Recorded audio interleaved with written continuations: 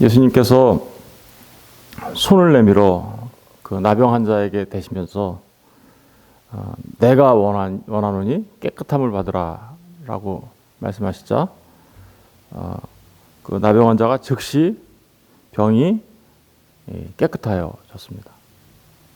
그렇게 된 것은 어제 우리가 손을 대시면서 했다라는 게 무슨 의미인지 살펴봤는데, 그것은 주님이 누구이신지 그리고 무슨 일을 하시는 것인지에 대해서 설명하는 거였다. 다시 말하면 예수님은 대제사장으로 오셨고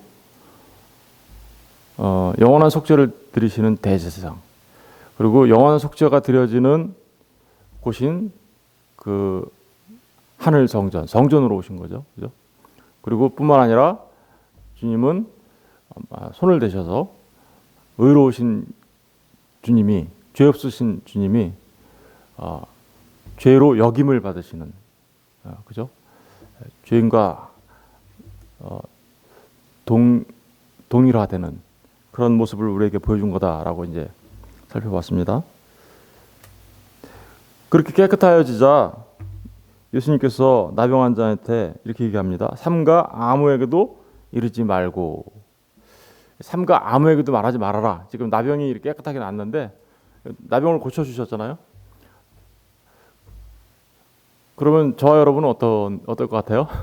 제가 만약에 그랬으면 당연히 가서 이런 얘기 하겠죠. 내가 나병 환자였는데 깨끗함을 얻었어요. 예수님 때문에 라고 얘기하겠죠. 그런데 예수님은 그런 얘기를 하지 말아라 라고 얘기하고 있어요. 왜 그러셨을까요? 어떤 사람들은 이 나병 환자가 먼저 그렇게 다 얘기해버리면 제사장한테 가서 몸을 보이고 정결하게 됐음을 확인을 받아야 되는데, 제사장이 미리 그걸 알아버리면 그 사실을 왜곡할 수도 있으니까 그러지 말라고 하셨다. 뭐 이런 식의 얘기를 하시는 분들도 있어요. 그럴 수도 있겠다라는 개연성은 있으나, 사실은 예수님께서 이 나병 환자한테 조심하라고 말한 이유는 사람들이 예수님을 뭘로 생각할까 봐 그런 걸까요? 그냥 병 고쳐주는 사람으로 인식하거나, 아니면 병 고쳐주는 능력을 가졌으니 그가 이제 로마를 물리치고, 그죠?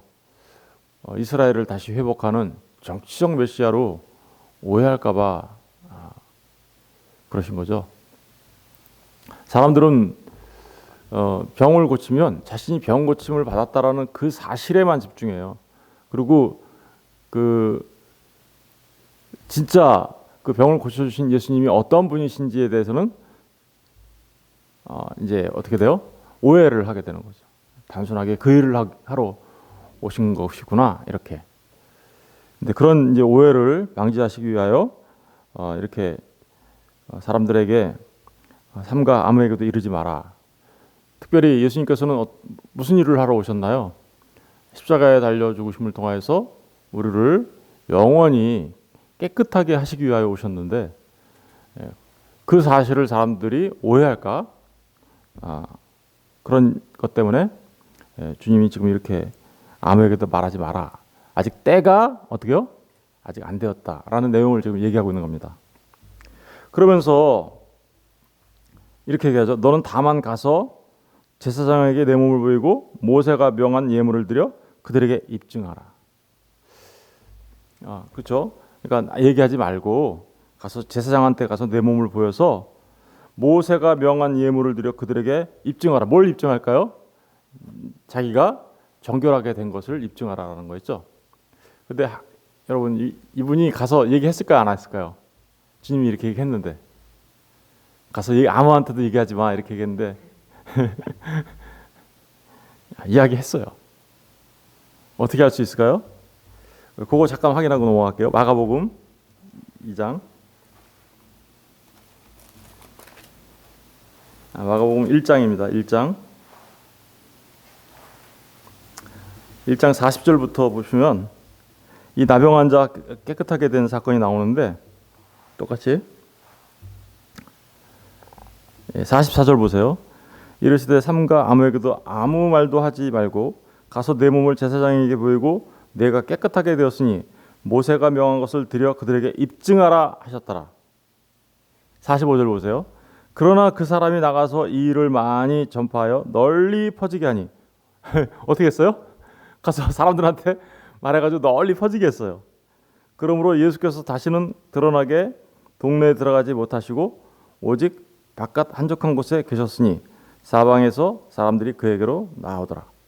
그러니까 예수님께서 다시는 이 일로 인해서 이 사람이 가서 이야기를 했어요. 사람들한테. 그래서 동네에 다 퍼지게 만들었어요. 근데 그 일로 인하여 예수님께서 다시는 드러나게 동네에 들어가지 못하셨다라고 얘기하죠. 그러니까 사실은 예수님의 사역에 어떤 일이 벌어진 건가요? 이 말씀 문맥을 보면 약간 방해가 됐네 이런 그죠. 사실은 주님께서 말씀 그렇게 하셨다 하더라도 자기가 그 나병이 난 이 나병 환자 입장에서는 정말 말하지 않을 수 없었겠죠. 저와 여러분이 예수 그리스도를 통해서 구원받은 하나님의 백성들이라면 내가 주님을 만나 구원받은 사실에 대하여 말하지 않을 수 없는 사람들이 되는 것이죠.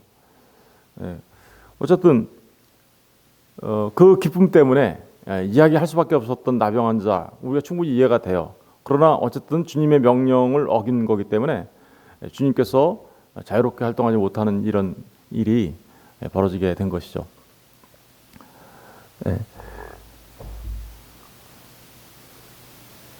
그런 일을 한 사람이 제사장한테 그럼 갔을까요, 안 갔을까요? 갔겠죠. 가서 이제 정함을 받아야 하니까. 근데 예수님께서 제사장에게 이제 다시 본문으로 돌아가면요. 8장 4절. 제사장에게 내 몸을 보이고 내가 모세가 명한 예물을 드려 그들에게 입증하라. 주님께서는 지금 무슨 얘기를 하고 있어요? 네가 나병이 났으니까 이제 나병이 나은 것을 나병이 걸려서 깨끗함을 받으려면 누구한테 가라 그랬어요? 제사장한테 가라 그랬잖아요. 그죠? 제사장한테 가서 내가 깨끗해지면 이제 어떻게 될까요? 다시는 깨끗함을 입증받으면 어떻게 될까요? 부정하다 찢은 옷을 입고 머리를 풀고 이렇게 하면서 다니지 않아도 되고 진 밖에 있지 않고 어떻게 해요? 진 안으로 들어올 수 있는 거잖아요. 그러니까 이거는 꼭 해야 되는 일이죠. 그래서 제사장한테 확인을 받아야 되는데 그 확인을 받을 때 모세가 명한 예물을 드려야 된다라고 얘기하고 있어요. 여러분 모세가 명한 예물이 나병 환자가 정결해졌을 때 제사장한테 가서 모세가 정한 예물을 드려야 되는 게 뭘까요? 그리고 이것이 의미하는 바는 뭘까요? 이거를 이제 오늘 우리가 중심적으로 살펴보려고 하는 거예요. 모세가 명한 예물에 대하여 기록하고 있는 데가 있는데 그게 레위기 14장입니다. 우리 가서 볼 때요. 14장 가서 읽어볼게요. 레위기 14장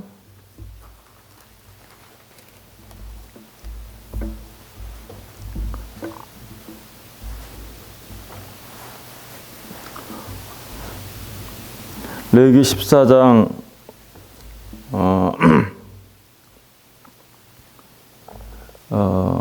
1절부터 9절까지 먼저 읽어볼게요. 다 같이 시작. 여호와께서 모세에게 말씀하여 이르시되 나병 환자가 정결하게 되는 날의 규례는 이러하니 곧 그 사람을 제사장에게로 데려갈 것이요 제사장은 진영에서 나가 진찰할지니 그 환자에게 있던 나병 한 부가 나았으면 제사장은 그 정결함을 받을 자를 위하여 명령하여 살아있는 정결한 새 2마리와 백향목과 홍색실과 우슬초를 가져오게 하고 제사장은 또 명령하여 그 새 하나는 흐르는 물 위 질그릇 안에서 잡게 하고 다른 새는 산채로 가져다가 백향목과 홍색실과 우슬초와 함께 가져다가 흐르는 물 위에서 잡은 새의 피를 찍어 나병에서 정결함을 받을 자에게 7번 뿌려 정하다 하고 그 살아있는 새는 들에 놓을지며 정결함을 받은 자는 그의 옷을 빨고 모든 털을 밀고 물로 몸을 씻을 것이라. 그리하면 정하리니 그 후에 진영에 들어올 것이나 자기 장막 밖에 이래를 머물 것이요 일곱째 날에 그는 모든 털을 밀되 머리털과 수염과 눈썹을 다 밀고 그의 옷을 빨고 몸을 물에 씻을 것이라. 그리하면 정하리라. 지금 기록하고 있는 이 하나님의 말씀은 나병 환자가 정결하게 된 날의 규례에 대해서 얘기하고 있죠. 2절에 보니까 그렇게 있죠. 나병 환자가 정결하게 되는 날의 규례는 이러하다. 그러니까 나병이 났어요. 그럼 이제 내가 정결함을 인정받아야 되는데 어떻게 하면 될까? 제사장한테 가서 보이면 돼요. 그런데 그러면 제사장이 3절 보시면 제사장은 진영에서 나아가 진영 바깥으로 나가는 거예요. 진찰할지니 그 환자에게 있던 나병 환부가 나았으면 이거 나았네 이렇게 되면 어떻게 하라는 거예요?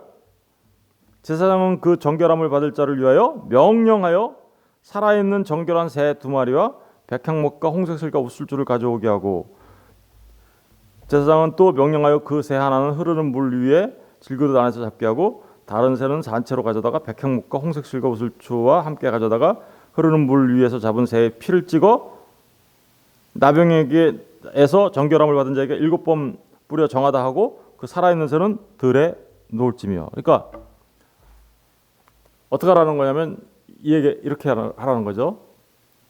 제사장이 보니까 다 나았어요. 그러면 이 다 나은 사람을 이제 정결하다 선포를 해줘야 되는데 그거 하기 전에 어떻게 해야 되냐면 새 2마리를 가져와야 돼요. 새 2마리를 가져오는데 정결한 새 2마리를 갖고 와서 새 한 마리는 흐르는 물 위에 질그릇 안에서 잡아요. 죽게 하는 거죠. 또 다른 한 마리는 그 한 마리를 잡은 새의 피를 찍어서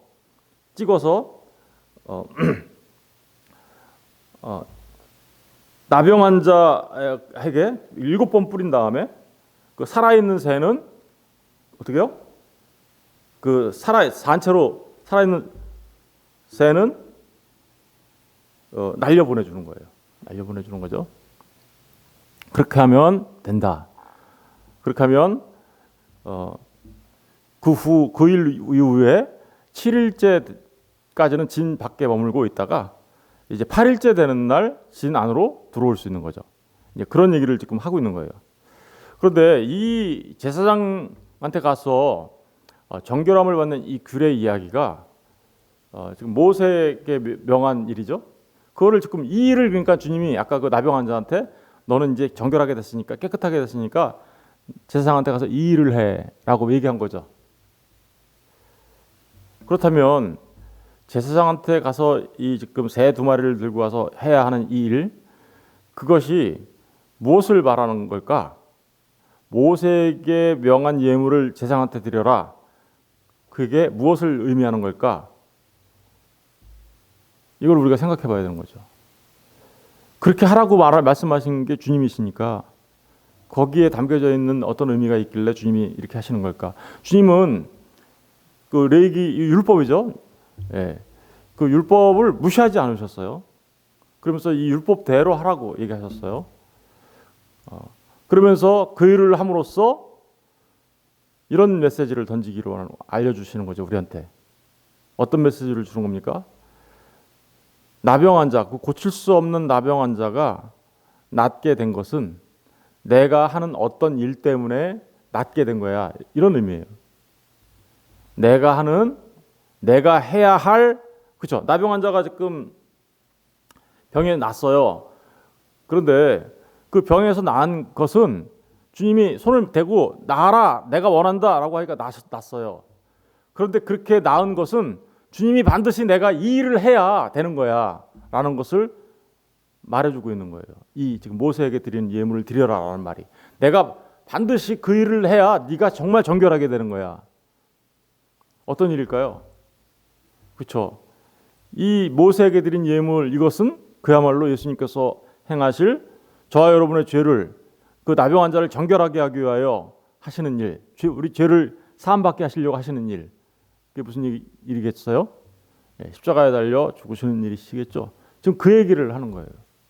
십자가에 달려 죽으시는 주님의 모습, 그 일로 인하여 우리가 자유를 얻게 된다, 깨끗함을 얻게 된다, 정결함을 얻게 된다 라는 것을 말하고 싶은 거예요. 우리 한번 이제 살펴볼게요. 4절 보세요. 제사장은 그 정결함 받은 자를 위하여 명령하여 살아있는 정결한 새 2마리와 백항목과 홍색실과 우슬초를 가져오게 하고, 정결한 새 2마리가 누구를 상징하는지 잘 보세요. 5절 보세요. 제사장은 또 명령하여 그 새 하나는 흐르는 물 위에 질그릇 안에서 잡게 하고, 새 한 마리는 어떻게 해요? 흐르는 물 위에 질그릇 안에서 어떻게 해요? 잡게 한다. 이렇게 얘기하죠.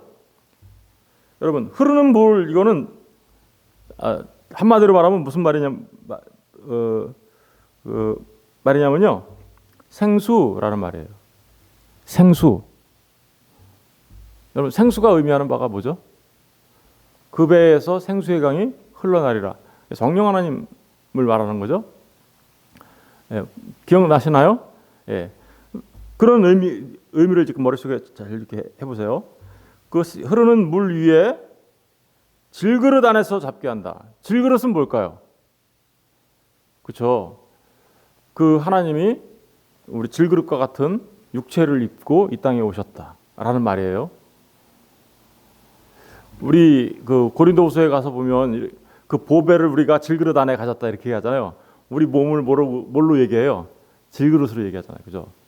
그러니까 주님이 말씀이신 그분이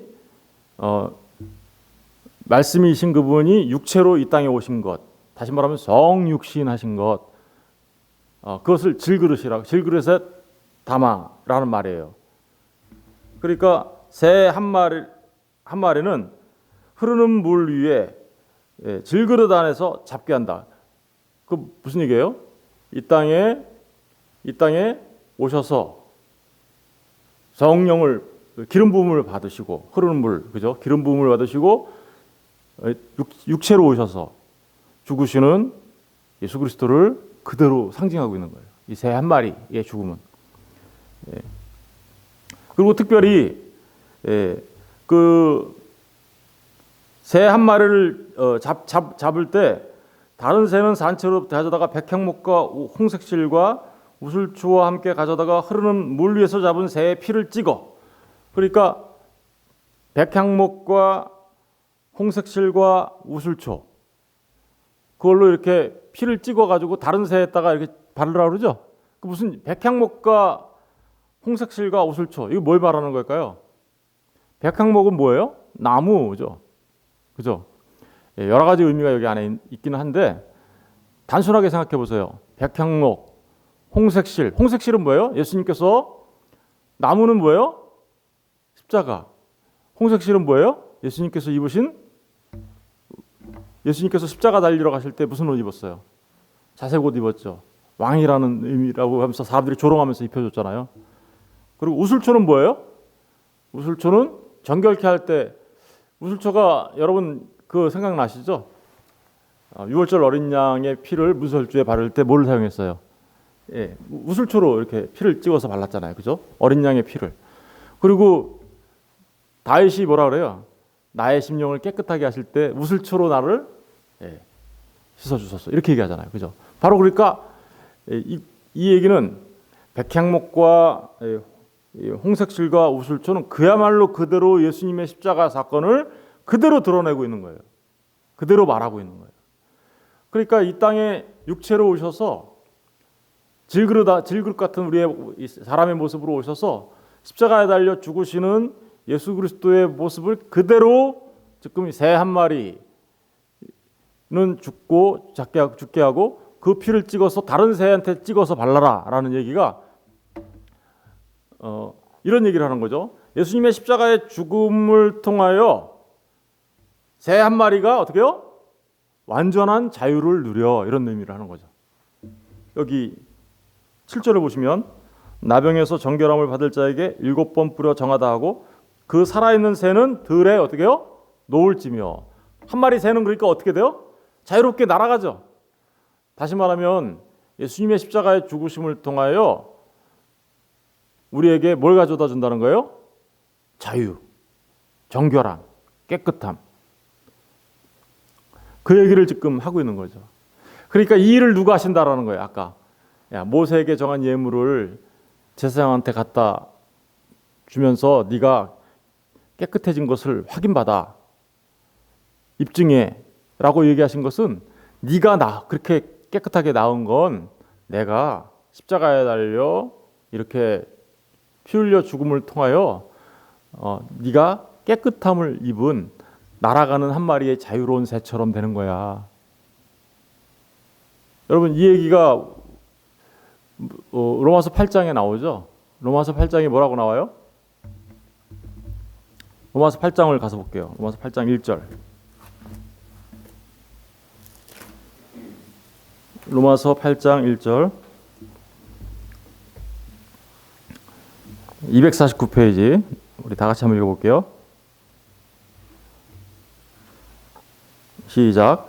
그러므로 이제 그리스도 예수 안에 있는 자에게는 결코 정죄함이 없나니 이는 그리스도 예수 안에 있는 생명의 성령의 법이 죄와 사망의 법에서 너를 해방하였습니다. 예수 그리스도 예수 안에 있는 생명의 성령의 법. 그렇죠. 주님께서 십자가에 달려 죽으시고 부활하신 거예요. 그러니까 새 두 마리는요. 죽고 사는 문제를 이렇게 한 마리를 가지고 표현할 수 없으니까 한 마리는 죽은 거를 예수님의 십자가의 죽음을 표현한 거고 또 한 마리는 그 죽음을 통하여 부활하고 생명을 얻게 되는 그 얘기를 지금 얘기하고 있는 거예요. 새 두 마리를 가지고. 그래서 주님의 십자가가 우리를 그 죄와 사망의 법에서 해방하여서 생명의 성령의 법이 우리를 해방하여서 자유케 한다라는 것을 지금 말하고 있는 것이죠. 나병 환자가 그렇게 깨끗함을 얻고 자유케 된 것은 바로 내가 십자가에 달려 그렇게 죽음을 통하여서 내가 그렇게 피 흘림을 통하여서 네가 그렇게 깨끗함을 나음을 얻게 된 거야라고 얘기하는 거예요. 이 얘기는 이런 얘기를 하는 거죠. 여러분 우리 잘 생각해 보세요. 하나님은 전능하세요. 그렇죠? 하나님은 전능하시고 무엇이든지 하실 수 있는 분이세요. 그리고 특별히 하나님은 사랑이세요. 그러니까 이렇게 얘기할 수 있어요. 죄인들이 있는데 용서받을 수 없는 죄인들을 하나님이 전능하신 분이 또 사랑이 많으신 분이 그냥 그래 내가 너희들 죄를 다 용서해 줄게 이렇게 했다라고 하면 쳐봅시다. 나병 환자를 깨끗함을 낫게 해줬는데 그냥 그게 우리의 죄를 말하는 거잖아요. 우리의 죄를 낫게 하실 때 깨끗하게 해주실 때 그래 알았어. 내가 사랑의 하나님이니까 너희들 사랑하니까 내가 다 그냥 용서해 줄게 이렇게 얘기했다고 한번 해보세요. 그러면 그 하나님이 정말 공의로운 하나님이실까요?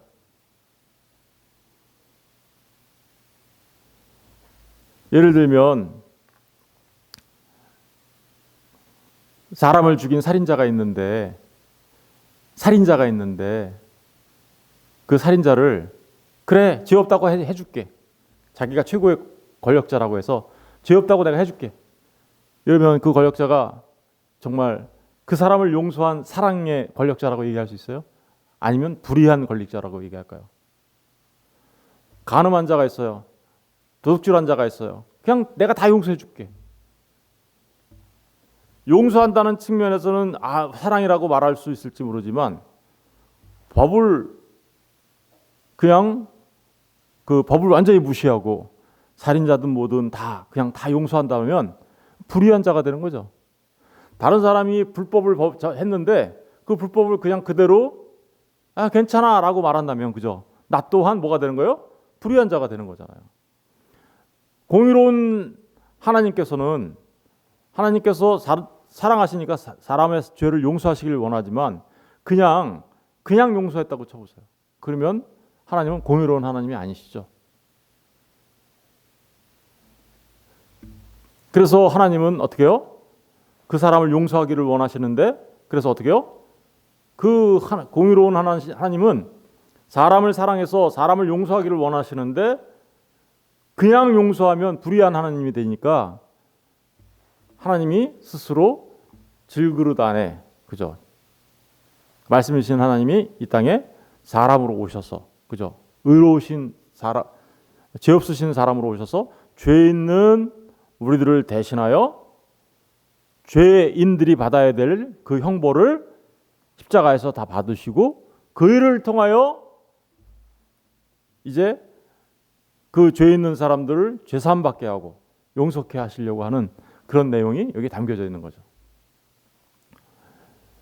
하나님은 사랑이세요. 그러나 그 공의를 버릴 수가 없어요. 그러니까 이 일을 위해서 사랑이신 분이 공의로운 하나님, 이 둘 다를 놓치지 않으면서 죄인들을 구원해낼 수 있는 길, 그것은 하나님이 스스로 이 땅에 사람으로 오셔서 한 마리의 새가 되어 그 피를 흘리시고 그래서 또 다른 새 한 마리를 자유케 하시는, 그죠?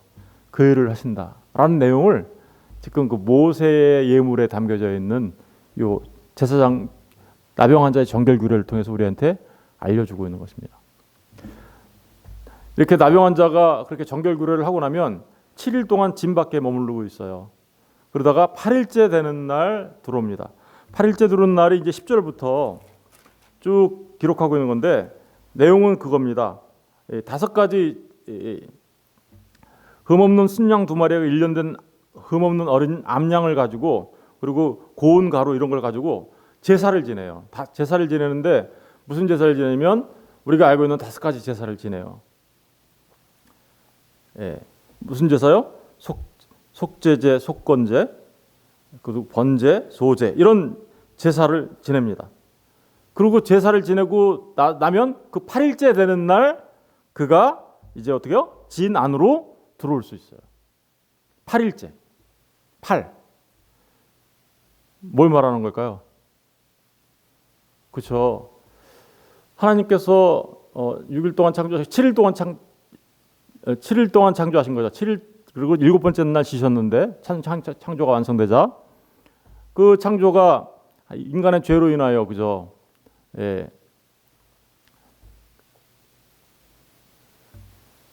인간의 죄로 인하여 안식이 깨져버렸죠. 그죠? 그런데 그 안식을 다시 회복하시고 그 평강을 다시 회복하시기 위하여 이 땅에 오셔서 또다시 7번째 날에 저녁이 되고 아침이 되시. 원래는 7번째 날은 창세기에 가서 보면 저녁이 되고 아침이 되는 기사가 없어요. 그런데 이제 저녁이 되고 아침이 되셔서 그죠? 8번째 날, 다시 말하면 안식 후 첫날 부활하시는 예수님, 그죠? 안식 후 첫날 그날 새 창조가 일어나는 거죠. 새 창조의 완성. 그래서 죄인이 저와 여러분이 그 구속을 받은 것은 바로 그 새 창조가 우리에게 이루어졌다는 것을 말해주는 거예요. 그리고 그 일을 통해서 진정한 안식이 우리에게 왔다라는 것을 말해주고 있는 거죠. 이게 지금 8이라는 단어가 그 내용이 바로 그런 내용들을 담고 있는 겁니다. 여러분, 그러니까 지금 이 정결 규례를 통하여 예수님의 십자가의 사역을 통하여 오게 되는 예수님의 십자가의 죽음과 부활, 그것을 통하여 새롭게 탄생되는, 새롭게 창조되는 새로운 피조물들에 관해서 지금 이 규례가 우리에게 말해주고 있는 겁니다. 이 나병 환자 사건은 바로 그런 얘기를 한 거예요. 이것은 그러니까 산상수훈에서 말하고 있는 것을 지금 실제적인 모습을 통해서 말해주고 있어요. 예수님은 이 땅에 오실 때 내가 율법을 폐하러 온 게 아니라 완성하러 왔어. 너희들이 바리새인과 서기관이 얻는 다른 그것과는 차원이 다른 의의를 얻어야 돼. 너희들은 원래 살인자고 너희들은 원래 도둑질하는 자들이었고 너희들은 가늠한 자들이었어. 그런데 내가 오른밤 맞으면 왼밤 되는 그 일을 통하여 너희가 나음을 얻게 되는 거야. 너희가 속옷 달라고 하면 걷어주는, 그죠? 옷 걷어주는 나를 통해서 너희가 나음을 얻게 되는 거야. 오리 가면 심리가 주는 주님, 달라고 하는 자에게 주시는 분, 다 뭐였어요? 이게 십자가였잖아요. 이게 산상수훈의 내용이었잖아요. 그러니까 그 산상수훈의 내용을 지금 그렇죠? 나병 환자 관련 도둑질하는 자, 살인하는 자, 간음하는 자와 같았던 우리를 차원이 다른 의를 얻게 하기 위하여, 그래서 그 차원에 다른 의를 얻어서 자유케 하시기 위하여 십자가에 달리시는 주님을 그대로 얘기하고 있는 거예요. 똑같이 산상수훈의 가르침을 그대로 이 나병 환자의 치유를 통해서 그 가르침의 내용을 실질적인 사건을 통하여 우리에게 설명하고 있는 겁니다. 이제 우리 마지막으로 한 절만 더 읽어볼게요. 8장 본문으로 가서 읽어보세요. 8장 16절 17절 읽어볼게요. 8장 16절 17절 다 같이 읽어보겠습니다. 시작. 저물매 사람들이 귀신 들린 자를 많이 데리고 예수께 오거늘 예수께서 말씀으로 귀신들을 쫓아내시고 병든 자들을 다 고치시니 이는 선지자 이사야를 통하여 하신 말씀에 우리의 연약한 것을 친히 담당하시고 병을 짊어지셨도다 함을 이루려 하십니다. 여러분 위에서 세 가지 사건이 나오죠. 그죠? 나병환자 치유 사건, 백부장 가인의 치유 사건, 그리고 베드로 장모의 열병 치유 사건. 그 모든 사건을 통해서 뭘 알려주려고 하는 거예요? 요 지금 17절 말씀을 우리한테 드러내는 거죠. 앞으로 우리 공부 계속하면 이 말씀이 점점 드러날 건데 이사야 선지자가 말했던 고난받는 종으로 이 땅에 오신 예수 그리스도, 우리의 모든 죄짐을 짊어지시고 십자가에 달려 죽으시고 부활하시는 예수 그리스도, 바로 그 예수 그리스도를 내가 바로 그런 일을 하는 사람이야 라고 지금 이 사건들을 통해서 설명해 하고 계시는 것입니다. 여러분, 저와 여러분이 나병 환자와 같았던 저와 여러분이 이렇게 자유를 얻어서 죄와 사망의 법으로부터 해방되고 생명의 성령의 법으로 해방된 것은 바로 십자가에 흘려 한 마리의 새처럼 이렇게 피를 흘리며 죽으셨던 질그릇으로 이 땅에 담겨서 이 땅에 오신 말씀이신 예수 그리스도 때문이라는 사실을 기억하시고 정말 감사하며 살아가는 저와 여러분 되었으면 좋겠습니다.